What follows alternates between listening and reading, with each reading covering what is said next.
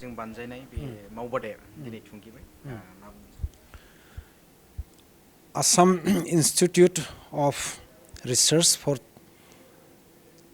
Tribals and Scheduled Castes बे अफिसनि निर्देशआव बा बिथांमोननि खावलायनाय लेखा जोङो बर' कसारि welfare autonomous काउन्सिला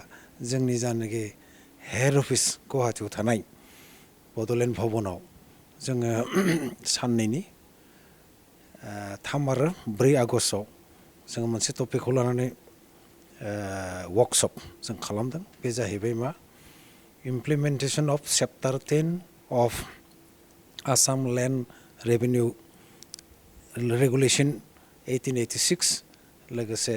tribal belts and blocks बेवहाय मैयानि जानाखि बे टपिकनि सायाव सासे रिसर्स पार्सन हिसाबै जाय बिथाङा बाहागो लादोंमोन बिथाङा भारत भूषण देब चौधुरी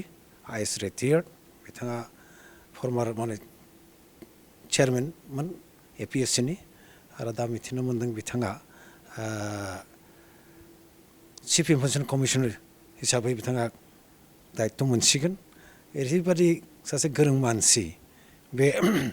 चेप्टार 10नि सायाव बिथाङा मोजाङै मैया फोरमायदों लोगोसे दिनै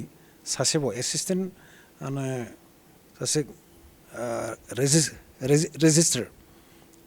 अपुर्ब कुमार नाथ बिथाङाबो रिटायार्ड बिथांनि दिनैनि स्पिच जाबादि प्रेक्टिकेल स्पिच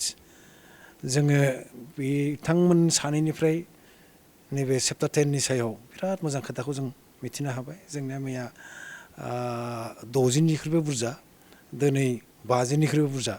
जोङो बेवहाय गोरों गोरा सा बिथांमोना बाहागो लादों जोङो बुंनांगोन भारत सरकारनि जानाखि रां अनसुंथाइजों बे Assam Institute of Research for माने ट्राइबेल्स एन्ड शिड्युल कास्ट बे अफिसा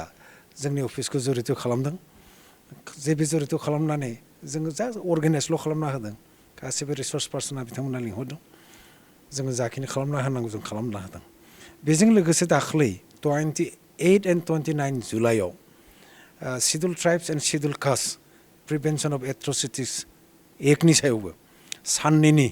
हाबाफारि लानानै जोंखौ वर्कशप खुंनो खाबु होदोंमोन बेवहायथ' गोरों स्पिकार बिथांमोना mass communication and journalism and mass communication लोगोसे इंलिश एन्ड फरेन लेंगुवेजनि शिलं इउनिभार्सिटि अफ शिलंनि बिथां डक्टर अलंकार कौशिक बिथाङा बाहागो लादोंमोन अखानायै 29 जुलाइआव गुवाहाटी इउनिभार्सिटिनि डक्टर पल्लबी देबी बिथाङा बाहागो लादोंमोन बिथांमोना बे मोनसे टपिकनि सायाव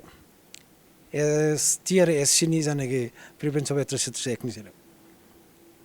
जाबायदि दाखालि साननैयाव जा जोंनि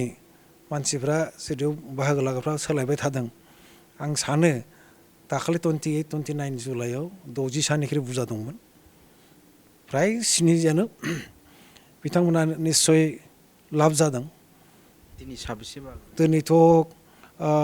मैयाना 54मोन मैयाना दिनै एसे बुरजा 54नि बुरजा माने जों सार्टिफिकेट राननायाव गम मोनबाय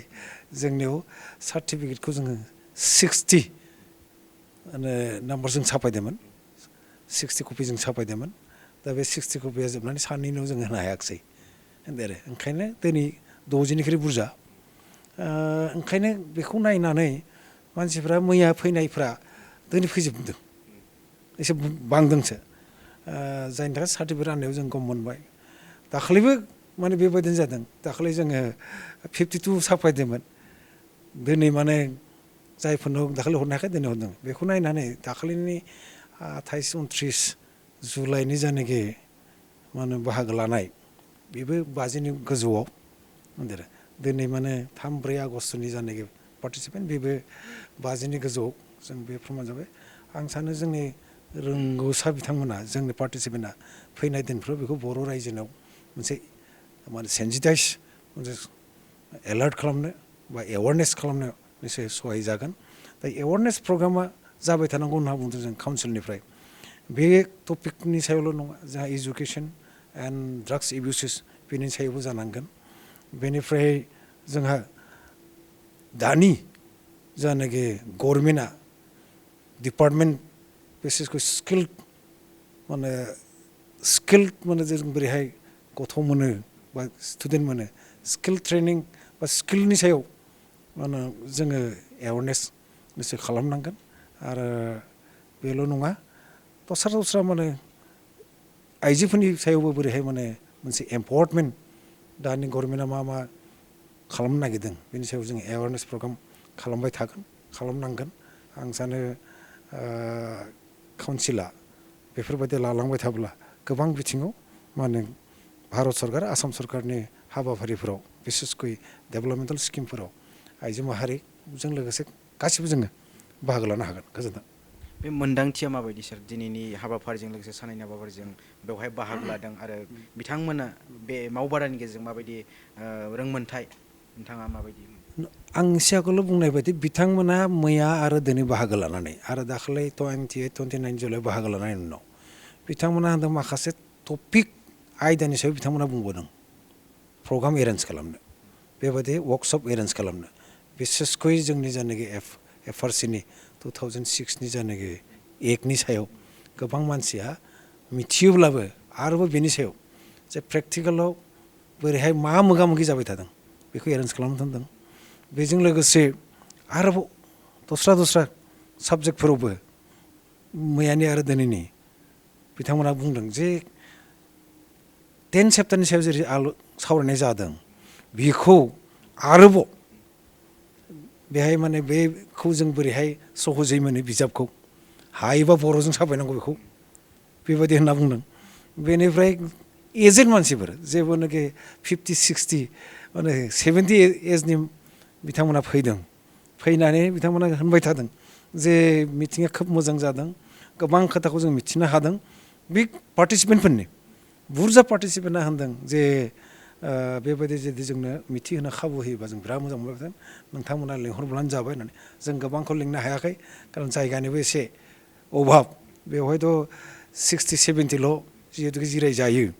100 बा 150 जिरायनाय जुदि जोंहा हल थानायमोनब्ला जों लिंहरनो हाबावबाय आरो जों मोनसे खोथाखौ नायदों जे गुवाहाटीनिखौल' मानो लिंहरनो जोङो गुबुननिखौबो लिंहरोबा निस्सय खेबसेयावनो गोबां खोथाखौनो मिथिगोन औ जों गलाघाटनिखौ लिंहरदों बेनिफ्राय धेमाजिनि लिंहरदों बरपेटानि फैदों नलबारिनि दङ माने सा गुवाहाटीनि बा कामरुप नर्दार्न पार्ट बा कामरुपनि खोला पार्ट गवालपारा साउथ कामरुप बिथांमोननिफ्राय फैदों बेवहाय मरिगावनिफ्राय फैदों बेबायदि गोबां जिल्लानिफ्राय गुवाहाटीयावथ' थाखाबाय कामरुप मेट्रपलिटनाथ' थाखाबाय गोबां जिल्लानिफ्राय जों खेबसे लिंहरनानै दा जोंहाबो जाखिनि माने रां अनसुंथाइ खोब जथेस्थ' नङा नहले जों गोबां रायजोखौ बेहाय जों इनभल्भ खालामनो हाबायमोन